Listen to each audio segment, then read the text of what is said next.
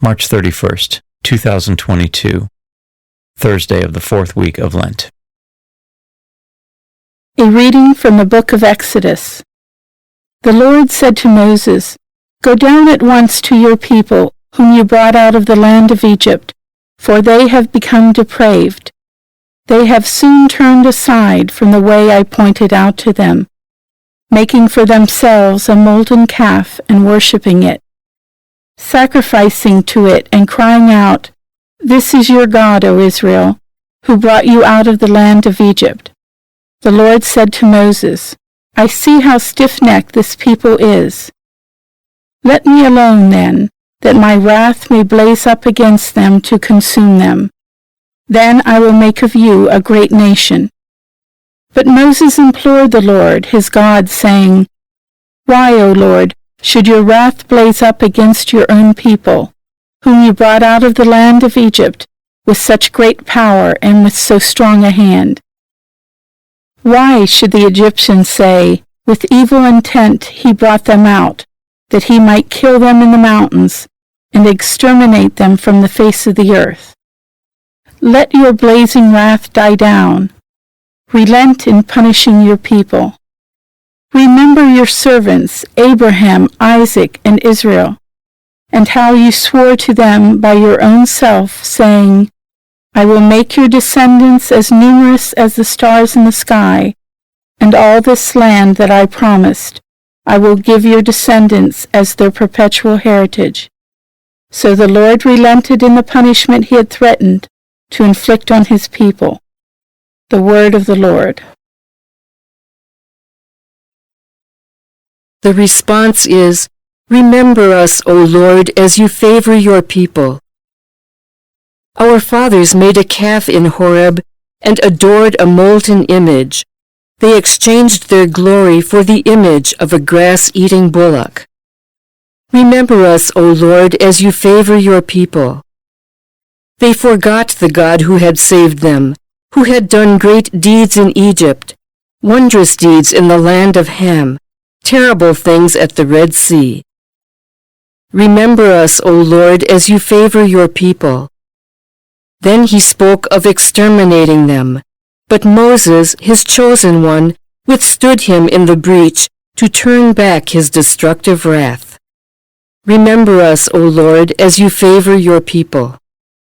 God so loved the world that he gave his only begotten Son, so that everyone who believes in him might have eternal life. A reading from the Holy Gospel according to John. Jesus said to the Jews, "If I testify on my own behalf, my testimony is not true. But there is another who testifies on my behalf, and I know that the testimony he gives on my behalf is true. You sent emissaries to John, and he testified to the truth. I do not accept human testimony, but I say this so that you may be saved. He was a burning and shining lamp, and for a while you were content to rejoice in his light. But I have testimony greater than John's. The works that the Father gave me to accomplish, these works that I perform testify on my behalf that the Father has sent me. Moreover, the Father who sent me has testified on my behalf. But you have never heard his voice, nor seen his form, and you do not have his word remaining in you, because you do not believe in the one whom he has sent. You search the Scriptures, because you think you have eternal life through them. Even they testify on my behalf. But you do not want to come to me to have life. I do not accept human praise. Moreover, I know that you do not have the love of God in you. I came in the name of my Father, but you do not accept me. Yet, if another comes in his own name, you will accept him. How can you believe when you accept praise from one another, and do not seek the praise that comes from the only God. Do not think that I will accuse you before the Father. The one who will accuse you is Moses, in whom you have placed your hope. For if you had believed Moses, you would have believed me, because he wrote about me.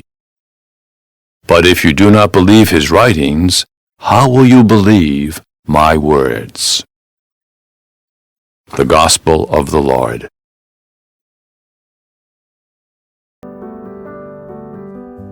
Hi, if this video can be of help to you or someone you know of, kindly like, share, subscribe and get notified by clicking the icons below this video.